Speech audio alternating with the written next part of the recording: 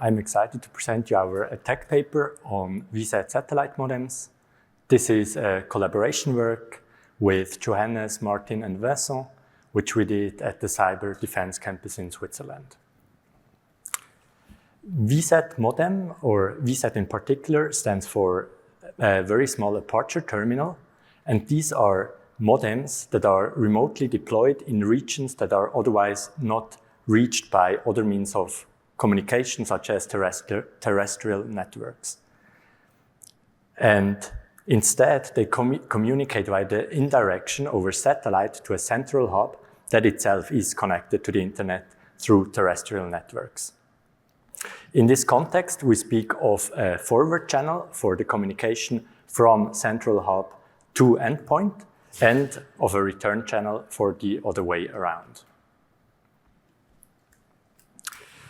VSAT communication systems have been pulled into the spotlight in 2020 at the same time as Russia attacked Ukraine, where a large part of VSAT's network, which is a large operator in this space, went dark across Europe. It was later discovered by the research community that attackers used a weakly secured VPN at the central hub to gain access to it, and from there they issued legitimate commands to update a malware to these modems, wiping the file system. This demonstrates the importance of these systems. They are used for critical communication. Sometimes they are in remote locations, and they are already today targeted by attackers. In this paper, however, we are looking at a different attacker scenario, one where the attacker doesn't target the central hub, but uses signal injection to transmit a malicious signal directly to the endpoints with the goal of attacking these modems. We're also especially interested in an attacker that isn't necessarily located in the main beam. So since these antennas are highly directional, they are targeted at the satellite, but we also wanted to find out if it's possible to mount such an attack from a different angle than within this main beam, so from a side beam. So essentially the question we try to answer is how these VSAT modems are susceptible to side beam signal injection attacks. And for this, we are assuming an attacker that has gained knowledge about the modem's communication stack and its applications. These modems are commercially available, so it's easy to purchase one or even find them on secondary marketplaces, which allows these attackers to reverse engineer them. We're also assuming an attacker with transmission capabilities, especially a software-defined radio with which they are able to spoof legitimate forward channel communication. In this scenario, we're only focusing on the forward channel. Also, they need the ability to upconvert from these SDR frequencies to satellite frequencies, in this case located in the Ku and Ka band. But the attackers do not need physical access to these modems. They can be behind the fence in a protected area. There's no physical interaction needed. But they need line of sight to these modems to successfully transmit.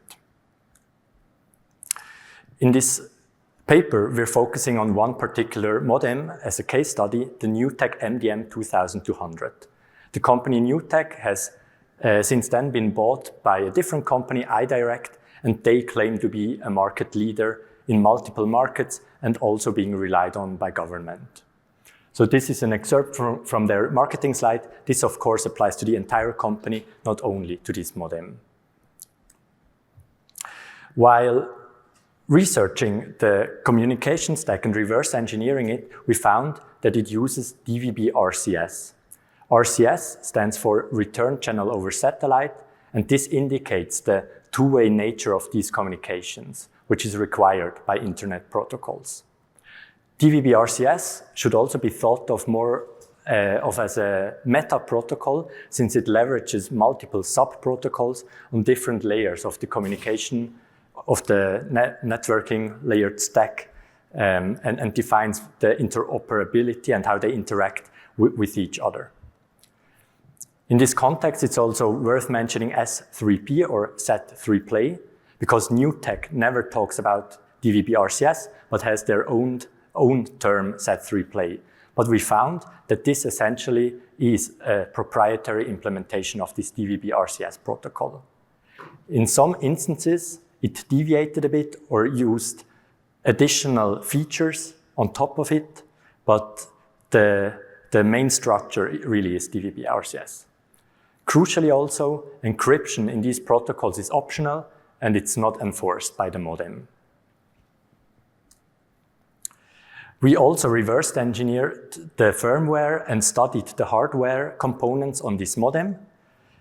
Essentially, in the firmware running on a microcontroller, there are a bunch of kernel modules and user space programs, and the kernel modules create a network interface for abstracting away all the signal processing logic. So received network packets are output through this network interface into the modem's network stack. And in this network stack, there are a bunch of management programs. We focused especially on two of them, SW download and modem controller. And we found that there is no coordinated approach to security. For instance, SW download, which is responsible for updating the firmware, has no encryption or authentication mechanisms implemented.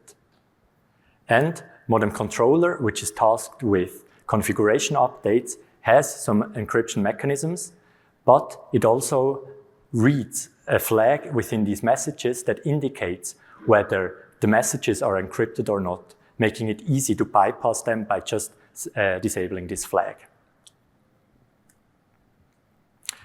With this knowledge, we then implemented a transmitter based on software-defined radios, and we used GNU Radio for our implementation with some custom modules. And as already mentioned, according to our attacker model, we're only implementing the forward channel. This implementation allows us to inject arbitrary IP packets into the modem's network stack. Hardware-wise, we used a USRP software-defined radio with some off-the-shelf components which we purchased for upconverting these signals to satellite frequencies. This totaled in costs of about $2,000. And with this setup, we then discovered some attacks. The first, most basic attack is a jamming attack. But in this context, it's quite interesting because it acts as a building block for more advanced attacks. We found that when jamming a connection, the modem no longer receives the required synchronization packets, and as a result, it resets its connection and listens for new instructions from the central hub. So by jamming such a signal, we're able as an attacker to steer the modem away from legitimate central hub communication and instruct it to listen to our own malicious transmitter.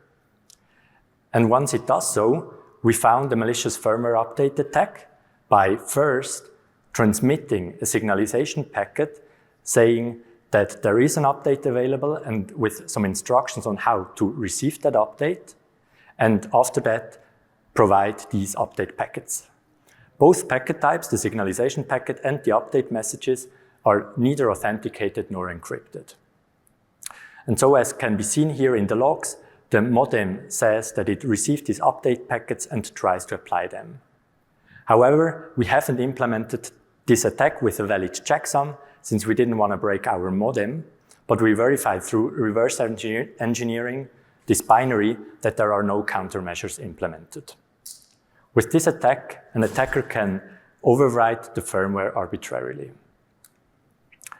The third and last attack is a remote code execution attack, where we leveraged a buffer overflow vulnerability, which was previously known, and we implemented we used this buffer overflow vulnerability to open a reverse shell to any connected host with root privileges.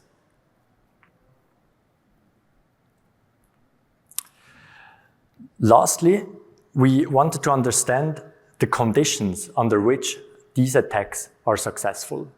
And so we evaluated in an anechoic chamber the success ratio of this remote code execution vulnerability and transmitted it from various angles, both in the horizontal and in the vertical plane.